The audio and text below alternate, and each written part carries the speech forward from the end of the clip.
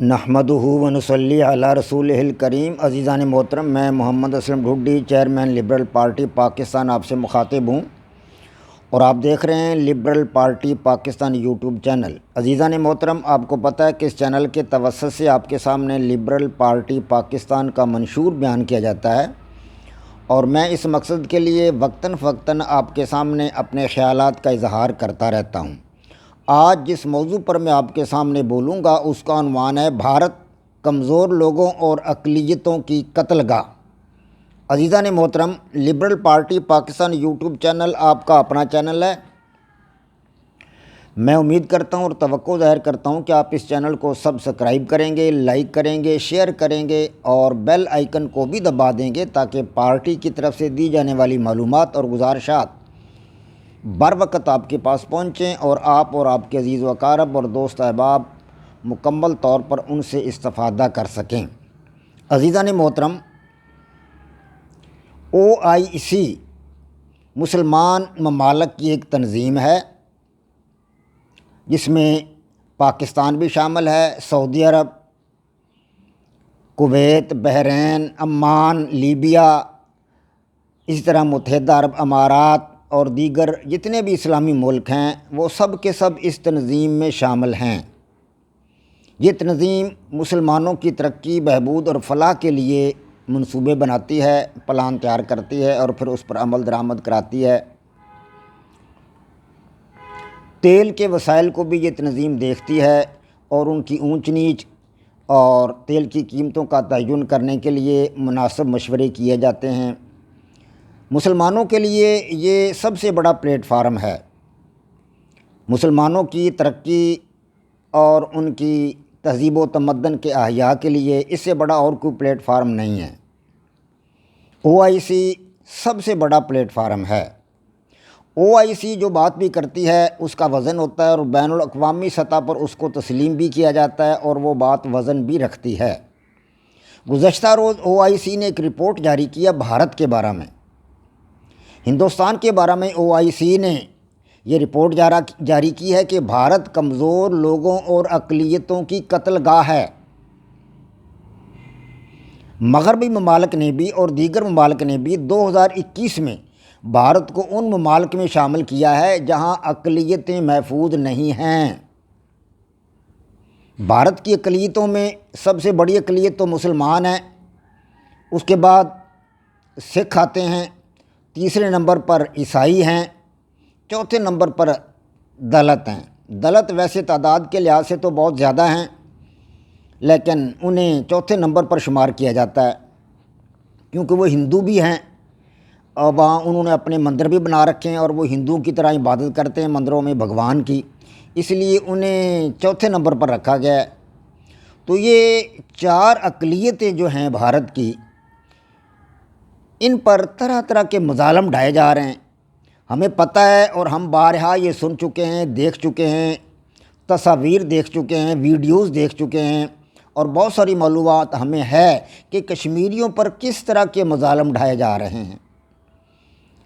چادر اور چار دیواری کا تحفظ خواتین کو حاصل نہیں، ان کی عصمت دری کی جاتی ہے، اغوا کر لیا جاتا ہے، نوجوانوں کو اغوا کر کے قتل کر کے ان کو زندہ درگور کر دیا جاتا ہے،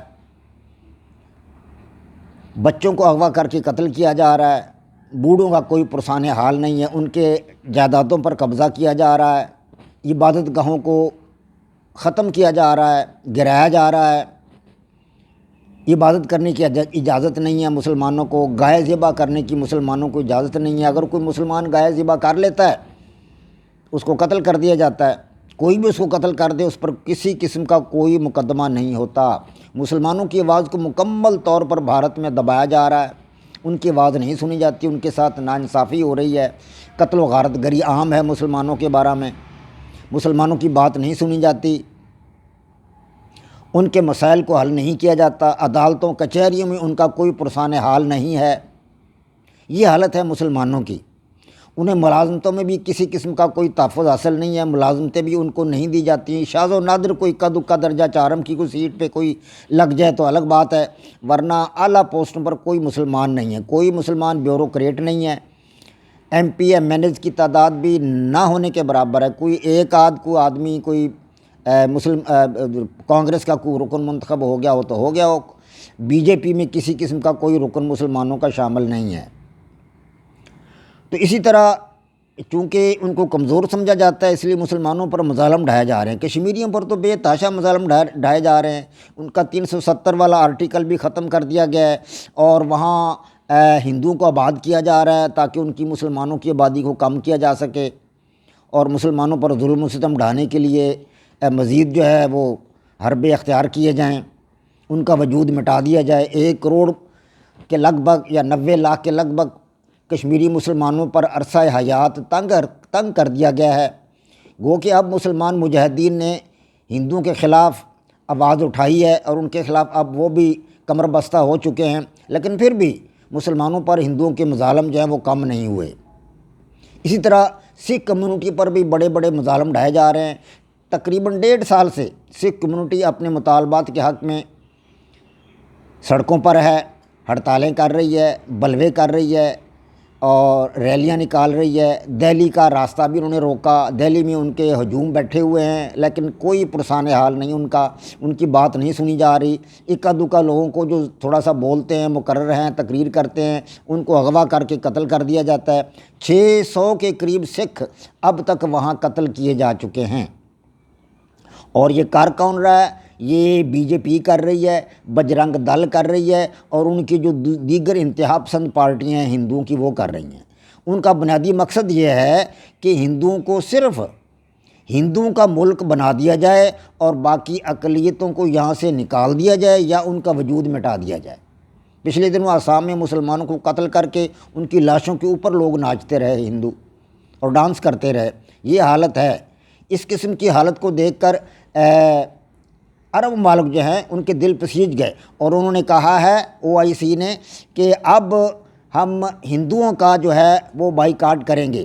پورے ہندوستان سے جو چیزیں آ رہی ہیں ان کا بائیکاٹ کیا جائے گا، اور وہ چیزیں نہیں خریدی جائیں گی۔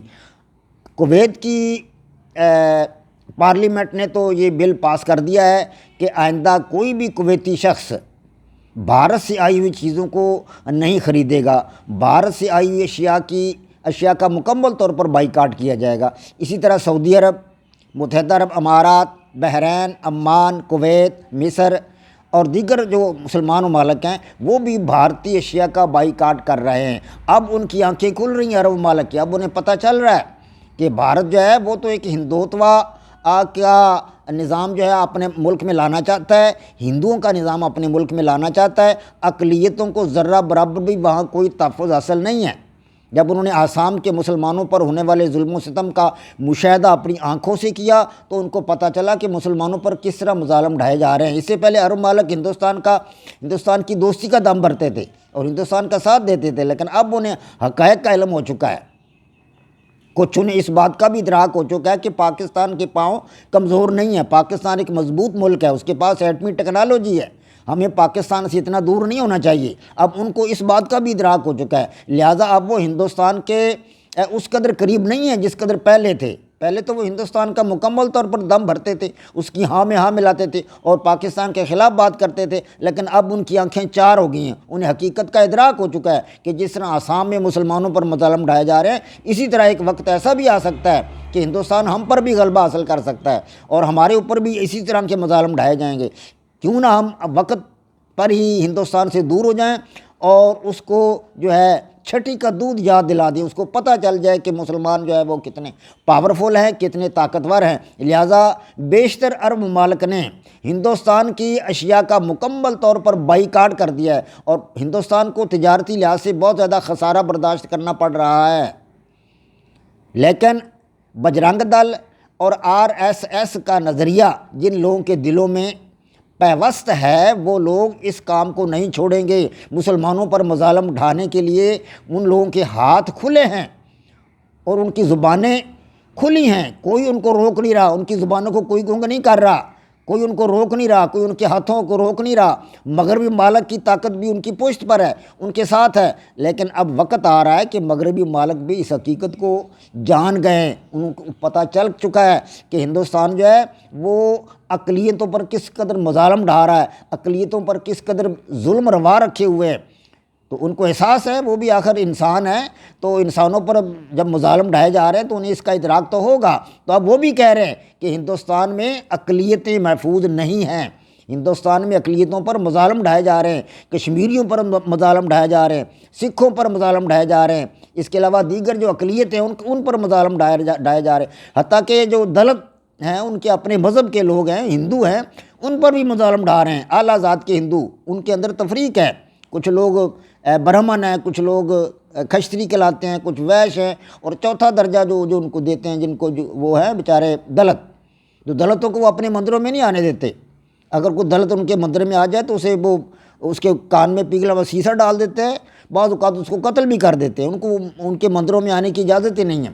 تو اس قدر جو ہے وہ اقلیتوں پر مظالم ڈھائے جا رہے ہیں، اقلیتوں کا تحفظ بالکل بھی نہیں رہا۔ تو اللہ تبارک و تعالیٰ سے دعا گو ہیں کہ اللہ پاک اس قوم کو سمجھ دے، عقل دے، اور عقل کے ناخن دے، اور یہ اپنے ہوش و حواس قائم رکھ کر جو اقلیتیں ہیں ان کے ملک میں ان کا تحفظ کریں، ان کے ساتھ سلوک اچھا روا رکھیں، اور ان کے ساتھ محبت و اخوت کے ساتھ پیش آئیں، انہیں اپنا بھائی سمجھیں۔ وما علینا الا البلاغ۔ پاک فوج زندہ باد، پاکستان پائندہ باد۔